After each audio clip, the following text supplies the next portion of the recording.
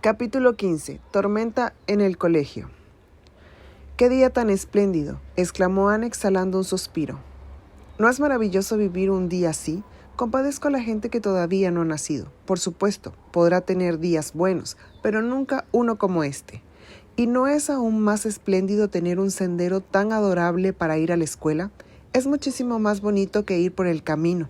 Es tan polvoriento y caluroso», dijo Dayan mientras espiaba dentro de su cesta y calculaba mentalmente cuántos trozos le tocaría si dividía entre 10 niñas las 3 jugosas y sabrosísimas tortas de frambuesa que llevaba. Las niñas de la escuela de Abilene siempre compartían sus comidas, y quienes hubieran comido 3 tortas de frambuesa o las compartiera solo con su mejor amiga hubiera merecido para siempre el estigma de horrible mezquina. Y así, después de que la torta era repartida entre 10, lo que se recibía era tan poco que resultaba un tormento. El camino de la escuela era muy bonito. Anne pensó que los viajes de ida y vuelta de la escuela con Dayan no podían ser mejorados ni con la imaginación. Ir por el camino principal era muy poco romántico, pero ir por el sendero de los amantes y por Willowmere y por el Valle de las Violetas y el camino de los abedules sí lo era. El sendero de los amantes comenzaba más allá del huerto de tejas verdes y se extendía hasta los bosques al terminar la granja de los Cuthbert. Era el camino por donde se llevaban a pastar las vacas y se transportaba la madera en el invierno. Anne lo había denominado el sendero de los amantes después de pasar un mes en tejas verdes. «No es que los amantes realmente caminen por ahí», le explicó a Marilla. «Pero Dayan y yo estamos leyendo un libro magnífico y en él hay un sendero de los amantes, de manera que también nosotros quisimos tener uno. Y es un nombre muy bonito, ¿no le parece? Tan romántico, podemos imaginarnos amantes paseándose por él. Me gusta ese sendero. Por allí se puede pensar en voz alta sin que la gente te tome por loca».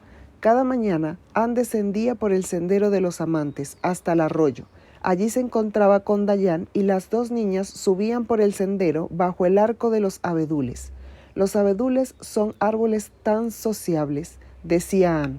«Siempre están susurrando y murmurándonos cosas», hasta que llegaban a un rústico puente. Allí dejaban el sendero y cruzaban el campo del señor Barry, por la parte de atrás, pasando por Willowmere. Después de Willowmere venía el Valle de las Violetas, un pequeño hoyuelo verde a la sombra de los inmensos árboles del señor Andrew Bell. «Por supuesto, ahora no hay violetas allí», le expresó Anne a Marilla, «pero dice Dayan que hay millones en primavera». «Oh, Marilla, ¿puedo imaginárselas? En verdad quita el aliento». «Lo llamé el Valle de las Violetas. Dayan dice que nunca vio una capacidad como la mía para poner bellos nombres a todos los lugares. Es agradable tener inteligencia para algo, ¿no es cierto? Pero Dayan inventó el camino de los abedules. Quiso hacerlo, de modo que la dejé, pero estoy segura de que yo podría haber hallado algo más poético que eso. Cualquiera puede pensar un nombre así, pero el camino de los abedules es uno de los lugares más hermosos del mundo, Marilla».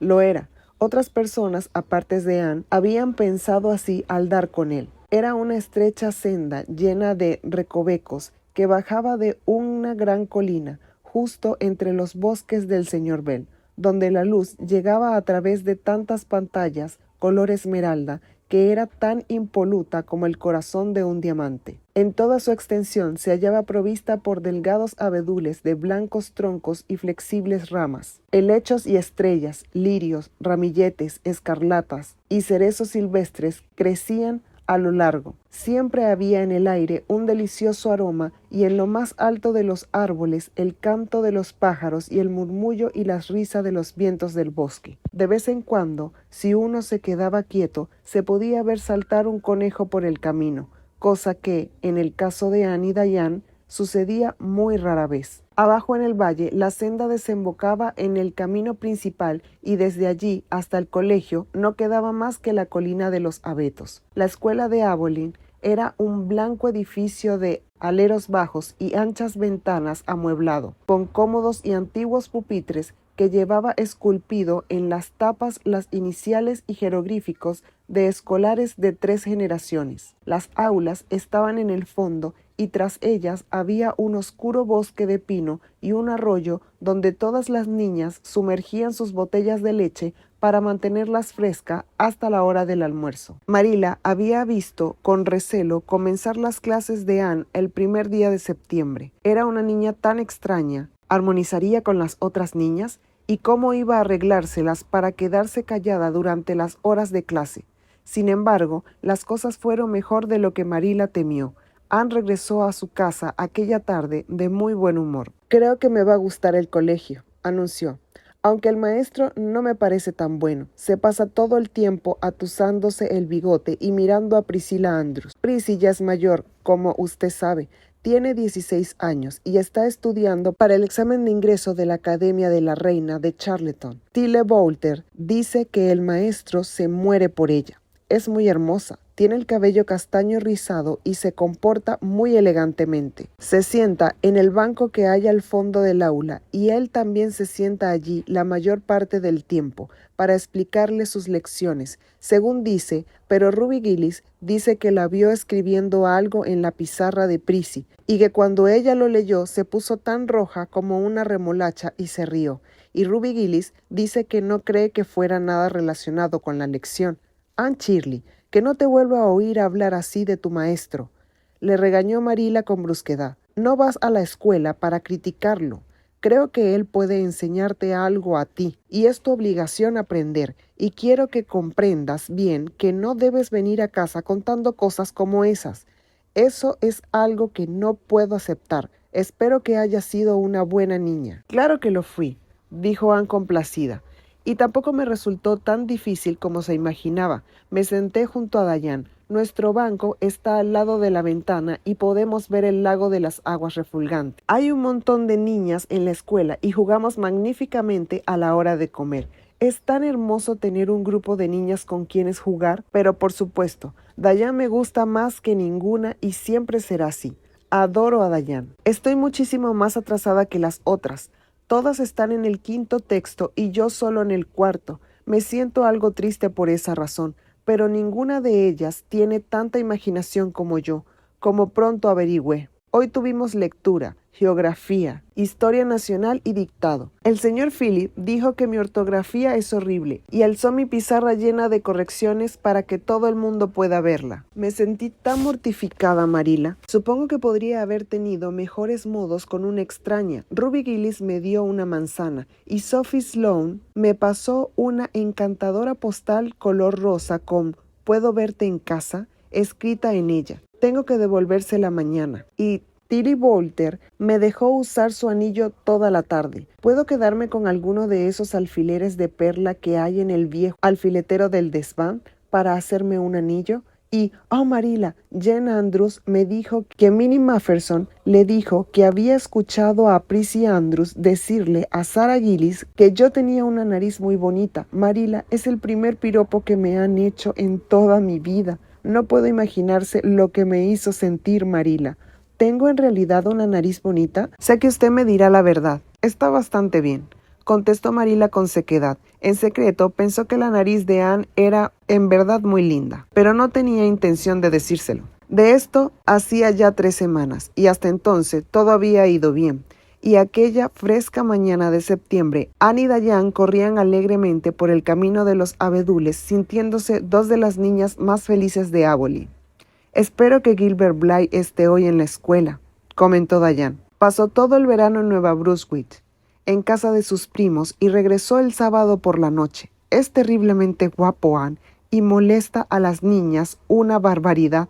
Te aseguro que nos atormenta. La voz de Diane indicaba que prefería ser atormentada antes que no verlo. «¿Gilbert Blythe?», indagó Anne. «¿No es el nombre que está escrito en la pared del porche junto al de Julia Bell, con un gran letrero que dice «Atención»?» «Sí, pero estoy segura de que Julia no le gusta mucho. Le he oído decir a Gilbert que estudiaba la tabla de multiplicar con sus pecas». «Oh, no me hables a mí de pecas. No es de buen tono teniendo yo tantas. Pero creo que escribir esas cosas en las paredes es lo más tonto del mundo. Me gustaría que alguien se atreviera a escribir mi nombre junto al de un muchacho. Desde luego», se apresuró a agregar, «que nadie lo hará». Anne suspiró. No quería que escribieran su nombre, pero resultaba algo humillante al saber que no había ningún peligro de que algo parecido ocurriera. Tonterías, expresó Diane, cuyos ojos negros y satinadas trenzas habían causado tales estragos en los corazones de los escolares de Abilene que su nombre aparecía escrito en las paredes del porche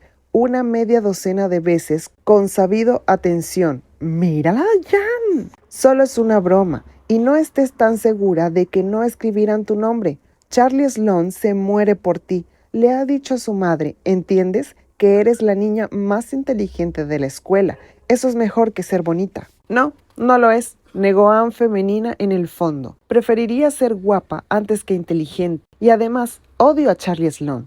No puedo soportar a un muchacho con ojos tan saltones. Si alguien anota mi nombre junto al de él, nunca lo perdonaría. Diana Barry. Pero está bien ser la primera de la clase.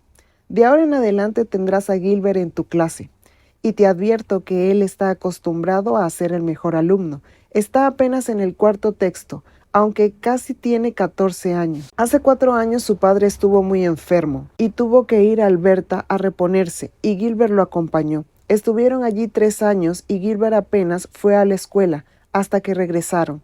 No te será muy fácil seguir siendo la mejor de la clase, Anne. Me alegro, replicó Anne con rapidez. No podía sentirme muy orgullosa de ser mejor en niñitos de 9 o 10 años. Ayer me distinguí por saber deletrear ebullición. Josie Pye era la primera de la clase y fíjate, miró de reojo en el libro. El señor Philly no le vio porque estaba mirando a Prissy Andrews, pero yo sí. Le dirigí una mirada de helado desdén y se puso tan colorada como una cereza. Deletreándolo mal. Esas Pye son unas tramposas, murmuró Diane indignada mientras subían la cerca del camino real.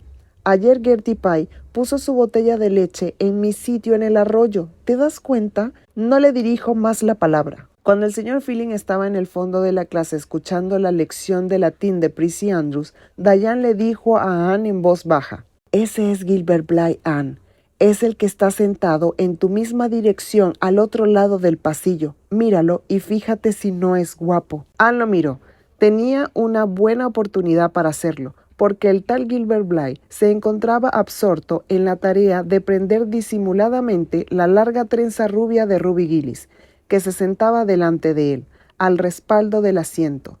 Era un muchacho alto, de rizados cabellos castaños, picarescos ojos de igual color y una sonrisa divertida. De repente, Ruby Gillis se puso de pie para enseñarle una suma al maestro. Volvió a caer sobre su banco con un grito, creyendo que le arrancaban el cabello de raíz. Todos la miraron, y el señor Philly lo hizo con tanta severidad que Ruby comenzó a llorar. Gilbert había ocultado el alfiler con rapidez y estaba estudiando su lección de historia con la cara más juiciosa del mundo. Pero cuando la conmoción calmó, miró a Anne y guiñó con indecible regodeo. «Creo que tu Gilbert Blythe es buen mozo», le confesó Anne a Diane, «pero es muy atrevido. No es de persona bien educada guiñar el ojo a una niña extraña». Pero el problema no empezó hasta la tarde. El señor Philly se hallaba atrás explicándole un problema de álgebra a Priscilla Andrews, y las demás alumnas hacían lo que querían, comiendo manzanas verdes, murmurando, trazando dibujos en sus pizarras y haciendo correr grillos atados con hilos por el pasillo. Gilbert Blythe estaba tratando de hacer que Anne lo mirara y no lo conseguía porque en aquel momento ella estaba ajena no solo a la existencia de él, sino a la de todos los niños de la escuela de Abilene y a la escuela de Abilene misma. Con la barbilla apoyada en la mano y los ojos fijos en el azul resplandor del lago de las aguas refulgantes que se vislumbraba desde la ventana del oeste, se encontraba muy lejos, en un magnífico mundo de ensueños, ajena a todo lo que no fuera sus maravillosas visiones. Gilbert Blythe no estaba acostumbrado a fracasar cuando se empeñaba en que una niña lo mirara. Ella debía mirarlo. Esa Shirley de cabello rojo, pequeña barbilla puntiaguda y grandes ojos que no eran como los de las otras niñas de la escuela de Abilene. Gilbert se inclinó a través del pasillo, alzó la punta de la larga trenza roja de Anne y dijo con un murmullo: «¡Zanahoria, zanahoria!». Entonces Anne lo miró de hito en hito e hizo más que mirarlo. Saltó sobre sus pies, Convertida en ruinas sus brillantes fantasías, fulminó a Gilbert con una indignada mirada, cuyo relámpago fue rápidamente apagado por coléricas lágrimas. «¡Niño mezquino y odioso!», exclamó apasionadamente. «¿Cómo te atreves?». Y luego, ¡paf! Anne había dado con su pizarra sobre la cabeza de Gilbert, partiendo la pizarra, no la cabeza, en 2 pedazos. La escuela de Aboline siempre gozaba con las escenas. Esta era una muy especial. Todos dijeron «¡Oh!» con horrorizada delicia. Diane emitió un sonido entrecortados. Ruby Gillis, que era algo histérica, comenzó a llorar, y Tommy Sloane dejó que se le escapara todo su equipo de grillos mientras observaba la escena con la boca abierta. El señor Philip bajó del estrado y colocó su pesada mano sobre el hombro de Anne. «Anne Shirley, ¿qué significa esto?», interrogó encolerizado. Anne no respondió. Hubiera sido pedir demasiado a un ser humano pretender que reconociera ante todo el colegio que la habían llamado zanahoria. Fue Gilbert quien habló resueltamente. «Fue culpa mía, señor Phillips. Me burlé de ella». El maestro no le prestó atención. «Lamento ver en una alumna mía mostrar ese carácter y tal espíritu de venganza», expresó en tono solemne, como si el hecho de ser su alumno desarraigara todas las malas pasiones del corazón de los pequeños e imperfectos mortales. «Anne, vaya frente al pizarrón por el resto de la tarde». Anne hubiera preferido mucho más ser azotada a recibir ese castigo, bajo el cual su sensible espíritu sufría más aún. Obedeció con la cara blanca y el gesto esquivo. El señor Philip tomó una tiza y escribió en la pizarra sobre la cabeza de la niña: «Anne Shirley tiene muy mal carácter. Anne Shirley debe aprender a reprimirse». Y lo dijo en voz alta, de manera que hasta los más pequeños que no sabían leer lo comprendieran. Anne estuvo toda la tarde de pie, con la leyenda sobre su cabeza. Ni lloró ni se doblegó. Tenía el corazón tan lleno de rabia que la sostenía entre el dolor de su humillación.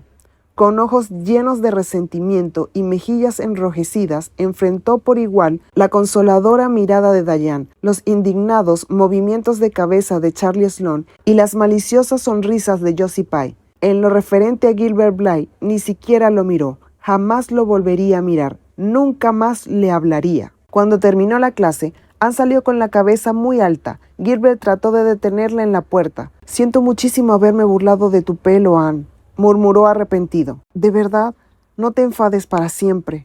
Anne siguió desdeñosa, sin mirar o dar muestra de haber oído. «¿Cómo pudiste hacerlo, Anne?», inquirió Diane mientras volvía por el camino, mitad con reproche, mitad con admiración. Diane tenía la sensación de que ella no hubiera podido resistir el ruego de Gilbert.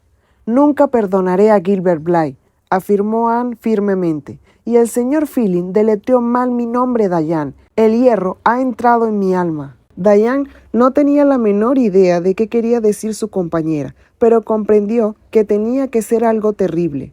«No debe importarte que Gilbert se burle de tu pelo», le aconsejó conciliadora. «Él se burla de todas, se ríe del mío porque es muy negro, me ha llamado cuervo una docena de veces y además nunca lo he oído disculparse por nada». «Hay mucha diferencia entre ser llamada cuervo y zanahoria», indicó Anne con dignidad. «Gilbert Blythe ha herido vivísimamente mis sentimientos». Es posible que el episodio hubiera terminado sin más tormentos, si no hubiera ocurrido otra cosa, pero cuando los acontecimientos se comienzan a suceder, nada los detiene. Los colegiales de Aboline solían pasar el mediodía tomando miel en el bosque de abetos del señor Bell y en el gran campo del pastoreo, pero debían tener los ojos puestos en la casa de Helen Ray, donde se hospedaba el maestro.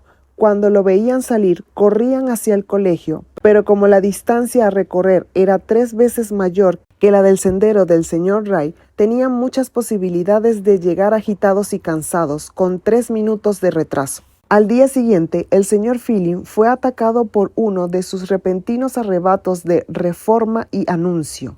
Antes de almorzar, que esperaba encontrar a los alumnos en sus asientos al volver. Quien llegara tarde sería castigado.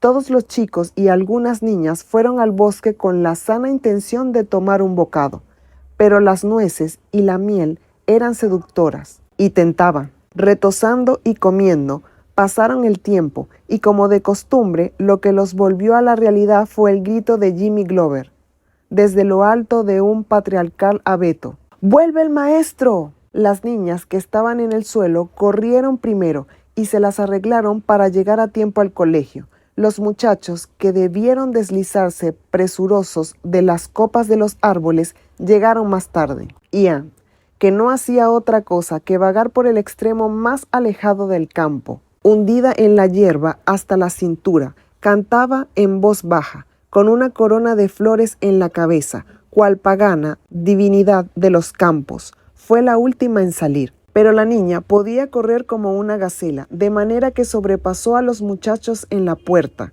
y entró en el aula entre ellos, en el preciso instante en que el señor Feeling colgaba su sombrero. El rapto reformista del señor Feeling había pasado. No quería molestarse en castigar a una docena de alumnos, pero era necesario hacer algo para salvar las apariencias, de manera que buscó un chivo expiatorio, y lo encontró en Anne, que se había dejado caer en su asiento con la respiración alterada y su olvidada corona de flores colgando cómicamente de una oreja, dándole aspecto de disolución y paganismo. «Anne Shirley, ya que pareces tan amiga de la compañía de los varones, le daremos el gusto esta tarde», dijo con sarcasmo. «Quítese esas flores y siéntese junto a Gilbert Blythe». Los otros muchachos empezaron a reírse tontamente. Diane palideció de piedad. Quitó la guirnalda de los cabellos de Anne y le dio un apretón de mano. La niña contemplaba al maestro como si se hubiera convertido en piedra. «¿Ha oído lo que le he dicho, Anne?», le preguntó el señor Feeling severo. «Sí, señor», contestó lentamente la niña, pero creía que no lo decía en serio. «Le aseguro que sí». Todavía utilizaba la inflexión sarcástica que todos los niños, y Anne en especial, odiaban. «¡Obedezca!». Durante unos instantes, Anne pareció pensar lo contrario. Entonces, comprendiendo que no quedaba escapatoria, se levantó arrogante, cruzó el pasillo, se sentó junto a Gilbert Blythe y hundió el rostro entre los brazos. Ruby Gillis, que la pudo ver mientras lo hacía, comentó con los otros cuando regresó a sus casas: «Nunca he visto algo así. Estaba blanca, con unas horribles manchitas rojas». Para Anne eso fue el fin de todo. Era malo que la eligieran para castigarla de entre una docena de alumnos igualmente culpables. Era peor que la hicieran sentar con un muchacho, pero que ese muchacho fuera Gilbert Blythe. Significaba colocar insulto sobre insulto hasta un grado irresistible. Todo su ser bullía de vergüenza, ira e indignación. Al comienzo, los otros escolares miraron, murmuraron, se rieron a escondidas y se dieron codazos. Pero como Anne no levantó la cabeza y Gilbert trabajaba en los quebrados como si le absorbieran todo el alma, pronto volvieron a sus tareas y la niña fue olvidada. Cuando el profesor llamó a la clase de historia, Anne debió haberse ido, pero la niña no se movió, y el señor Feeling, que había estado escribiendo unos versos a Frisenla antes de llamar a la clase, luchaba con una rima rebelde y no se dio cuenta. Una vez, cuando nadie miraba, Gilbert tomó un pequeño corazón de caramelo con una leyenda dorada: «Eres dulce», y lo deslizó bajo la curva del brazo de Anne. De inmediato, la niña alzó la cabeza, tomó el caramelo con la punta de los dedos, lo dejó caer al suelo, lo hizo polvo con el tacón y reasumió su posición, sin dignarse a echar una mirada al chico. Cuando terminó la clase y salieron todos, Anne se dirigió a su asiento y, sacando ostentosamente cuanto allí tenía, libros y cuadernos, lápices y tinta, Biblia y aritmética, los apiló sobre su rota pizarra. «¿Para qué llevas todo eso a casa, Anne?», quiso saber Diane tan pronto salieron al camino. No se había atrevido a hacer antes la pregunta. «No voy a volver más al colegio». Diane se quedó boquiabierta y miró a Anne para ver si no mentía. «¿Te dejará Marilla quedarte en casa?». «Tendrá que hacerlo. Nunca iré al colegio con ese hombre». «Oh, Anne». Diane parecía a punto de echarse a llorar. «Creo que eres muy mala. El señor Phillins me hará sentar con esa horrible Gertie Pye. Sé que lo hará, porque ella ahora se sienta sola. Vuelve, Anne. Haría cualquier cosa en el mundo por ti, Diane», aseguró Anne con tristeza. «Me dejaría romper los huesos si fuera necesario, pero eso no lo puedo hacer. Así que, por favor, no me lo pidas, me atormentas el alma. Piensa en la diversión que te pierdes, se quejó su amiga. Vamos a construir una casa preciosa cerca del arroyo y jugaremos a la pelota la semana próxima. Tú nunca has jugado a eso, Anne. Es muy excitante. Y vamos a aprender una nueva canción. Jen Andrews la está ensayando ahora. Alice Andrews traerá un nuevo libro y lo leeremos en voz alta junto al arroyo. Y a ti, que te gusta tanto leer en altavoz, Anne. Nada pudo conmoverla. Había tomado su decisión.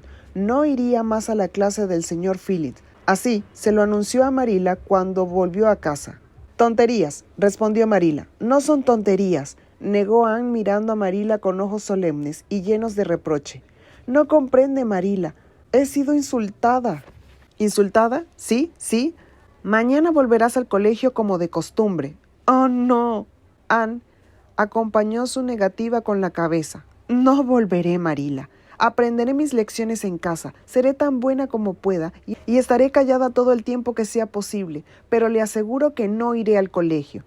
Marilla vio en la carita de la niña algo muy parecido a una invencible tosudez. Comprendió que le costaría vencerla, pero resolvió inteligentemente no hacer nada por el momento. Esta tarde iré a consultarlo con Rachel, pensó. De nada valdrá razonar ahora con Anne. Está demasiado sensible y tengo la sensación de que es muy testaruda si se empeña. Según puedo deducir por lo que cuenta, el señor Phillips ha llevado muy lejos las cosas, pero de nada servirá decírselo a ella. Lo hablaré con Rachel. Ella mandó 10 niños al colegio y debe saber algo al respecto. Por otra parte, a estas horas ya debe haberse enterado de toda la historia. Marilla encontró a la señora Lynn tejiendo colchas tan laboriosamente y tan alegre como de costumbre. Supongo que sabrás a qué he venido, expresó algo avergonzada. La señora Rachel asintió. El escándalo de Anne en el colegio. Tilly Boulter camino de su casa, me lo contó. No sé qué hacer con ella. Dice que no volverá al colegio. Nunca he visto a una niña tan herida. Desde que comenzaron las clases estaba esperando algún disgusto. Sabía que las cosas iban demasiado bien para durar. Es sensible en exceso. ¿Qué me aconsejas, Rachel? Bueno, ya que me pide un consejo, Marilla, contestó la señora Rachel, que adoraba que le pidieran consejos. Yo le daría un poco el gusto al principio. Creo que el señor Phillips se ha equivocado, desde luego. No debemos decírselo a los niños, sabe usted, y también que procedió bien al castigarla ayer por su arrebato de furia. Pero lo de hoy ha sido distinto. Todos los que llegaron tarde debieron ser castigados con Anne. Eso es, yo no creo en eso de sentar a las niñas junto a los muchachos como castigo. No está bien. Tilly Boulter estaba muy indignada. La niña parece ser muy popular entre ellos. Nunca pensé que se pudiera llevar tan bien con sus condiscípulos. Entonces, ¿usted piensa que será mejor que la deje quedarse en casa? Preguntó Marilla sorprendida. Sí, así es. No le mencionaría el colegio hasta que no salga de sí misma. Puede estar segura, Marilla, de que dentro de una semana se habrá calmado y estará dispuesta a regresar por su propia voluntad. Eso es, mientras que si tratara de llevarla por la fuerza, Dios sabe qué revuelo armaría. Cuando menos importancia le demos al asunto, mejor.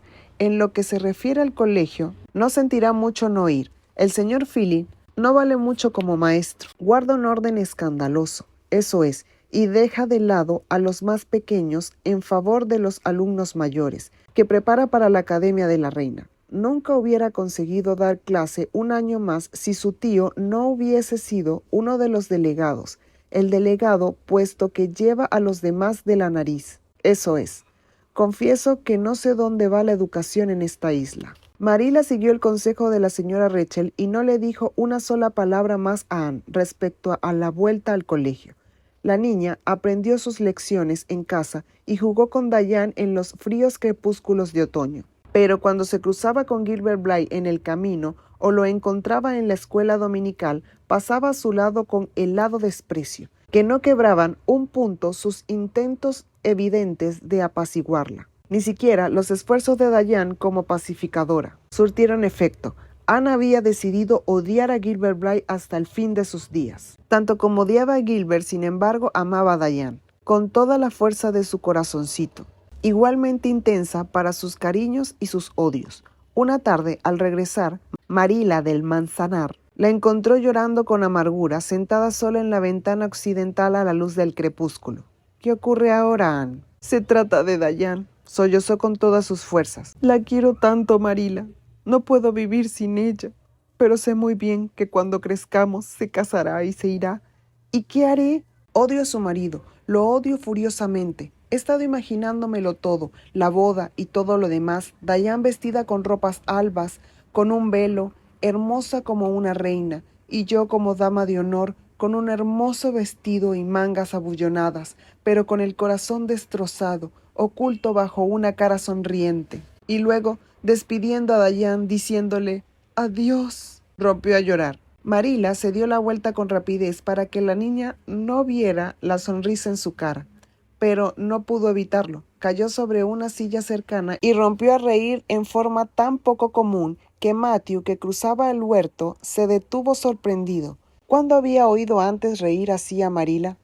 «Bueno, Anne Shirley», dijo Marila cuando pudo hablar, «ya que te gusta preocuparte, por lo menos trata de que sea algo útil.